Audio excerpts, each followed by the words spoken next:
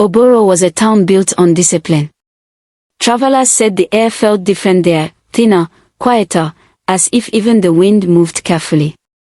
The people were lean and soft-spoken. They walked slowly, ate slowly, and seemed to carry invisible weight inside their minds. There were bushes all around Oboro, thick green shrubs, tall grasses, and small forest patches behind houses. But no one ever used them for relieving themselves. Not because there was no privacy. Not because it was forbidden to enter the bushes. It was simply because no one in Oboro believed such a thing was necessary. Toilets had never been invented. The idea had never been imagined. In Oboro, the body was trained to obey. Their first and oldest law was simple. The body must obey the will. And in Oboro, laws were not suggestions. They were survival. Long ago, famine nearly destroyed Oboro. Food vanished. Rivers shrank. People grew desperate. Some stole. Some fought. Some lost control of themselves completely. The elders claimed the town survived only after a spiritual leader taught them strict discipline, to eat little, to desire little, and to master every bodily urge. Control became their pride. Parents trained children early. Meals were small. Complaints were shameful. Hunger was seen as strength. Over generations, discipline turned into belief. Belief turned into law. And law turned into fear. In Oboro, losing control of the body was not treated as a mistake. It was treated as betrayal. If it happened, the person was brought before the king. No arguments were accepted. The body itself was considered evidence, and the elders believed that truth could be revealed through spiritual rituals. Punishments were severe. Some were buried alive, returned to the earth they had dishonored. Others were taken to the evil forest, a dark place where strange sounds echoed at night and no one who entered was ever seen again. The law kept order. But it also planted silent terror in every stomach.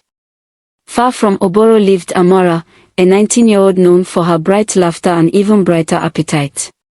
She loved food the way musicians love music. She described flavors like poetry, spicy soups that danced, roasted yams that hugged the tongue, mangoes that tasted like sunshine. Her joy was infectious.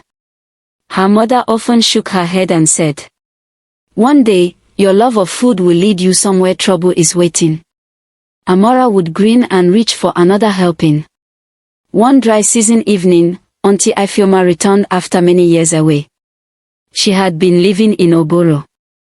But she did not look like someone returning from a normal town. She ate only a few spoonfuls of food. She chewed slowly, as if every bite required permission. Her eyes watched her plate more than her family. Amora noticed. "Auntie, don't you like Momo's soup?" she asked. Auntie Ifeoma forced a smile. "It is wonderful. I just don't eat much anymore." That night, Amora heard her aunt crying softly. When Auntie Ifeoma said she would soon return to Oboro, Amora begged to go with her. Her aunt's face drained of color. "Oboro is not like here," she warned. "People don't eat freely.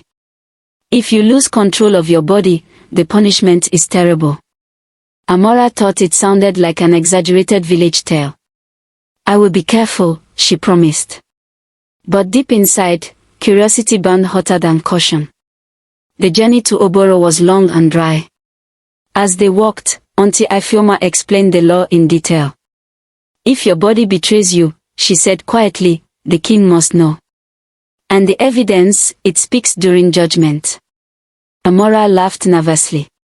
How can such a thing speak? Her aunt did not answer. That silence was heavier than words. Oboro was the quietest place Amora had ever seen. Children played without shouting. Women greeted each other with small nods. Men spoke in low tones. Meals were tiny and eaten slowly, almost like rituals. Bushes grew behind every house, thick and green. But no one paid them any attention. Amora felt like she had entered a town where everyone was pretending to be statues. The first day, Amora copied everyone. She ate slowly. She stopped early. By the second day, her stomach growled loudly in the silent house. By the third, hunger felt like claws inside her belly. That night, she sneaked into the kitchen and ate extra food in the dark. Relief flooded her. So did guilt. On the fourth night, her body refused to obey. Panicked, she ran behind the house into the bushes no one used. Her heart pounded as if the king himself were chasing her. And then, as she stared in horror, she heard a whisper. Soft. Clear. It spoke her name. Amora's fear lasted only a moment. Then her clever mind began to move. If the evidence could speak, could it be told what to say? She grabbed a small sweeping cane. If anyone asks who made you, she whispered, you will say Prince Jide. The whisper shifted. It repeated the prince's name. Amora stared, shocked, then slowly smiled. The next morning, she reported herself to the guards, pretending to be terrified. The king's court gathered. Rituals were performed. The evidence spoke. Prince Jide. The court gasped. The king trembled but followed the law. His own son was taken to the evil forest. Amora felt both horror and a dangerous thrill. When it happened again days later, Amora was ready. This time she named Princess Tola. Again, the evidence obeyed. Again, royalty fell. Fear entered the palace like smoke. Word spread quickly, even the king's children were not safe. People began eating less than ever. Faces grew thinner. Laughter vanished. Mothers watched their children with worried eyes. Oboro was no longer disciplined. It was terrified. At first, Amora acted from fear. Now she acted from power. Each time she spoke a name, someone disappeared. Chiefs. Traders. Guards. She walked through town with quiet confidence, hiding a secret that could shake the throne. The king could not sleep. He ordered prayers, fasting rituals, incense in the streets. Priests searched for curses. Nothing stopped the accusations. For the first time, he feared the very law he had sworn to protect. Auntie Ifeoma noticed something strange. Everyone else looked frightened. Amora did not. One night, she followed her niece quietly into the bushes. And she saw everything. Her heart broke in silence. Amora no longer felt like a visitor in Oboro. She felt like its hidden ruler. Fear moved where she pointed. Lives changed when she whispered. Power fed her hunger, not just for food, but for control. One night she was careless. Overconfident. Rushed. She forgot to give a new name. In the king's court, the evidence spoke clearly. Amora. The sound seemed to freeze the air. No one moved. Amora's mouth went dry. For the first time, she truly understood the weight of the law. Auntie Ifeoma stepped forward, tears running down her face.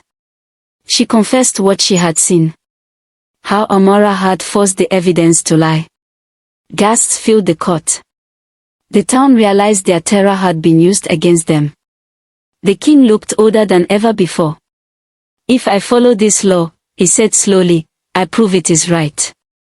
But this law has punished the innocent, including my own children. For the first time in Oboro's history, the king questioned tradition. He stood and declared, no law that destroys truth can be holy. The ancient rule was ended. People wept, some in relief, some in confusion. They did not know how to live without fear. Amora was not killed.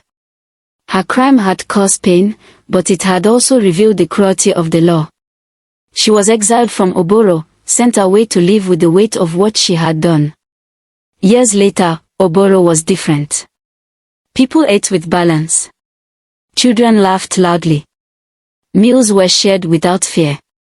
They still used the bushes, because toilets had not yet been invented, but now it was done without shame, simply as part of being human.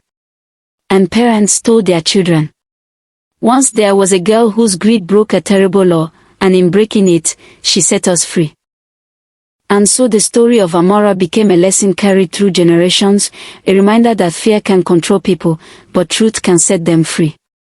Oboro learned that laws without compassion can become chains, and that even a mistake can open the door to change. From that day forward, the town chose balance over fear, honesty over silence, and humanity over blind tradition. Thank you for listening to this folktale. Don't forget to like, share, and subscribe so you won't miss the next story from Aquila Folktales.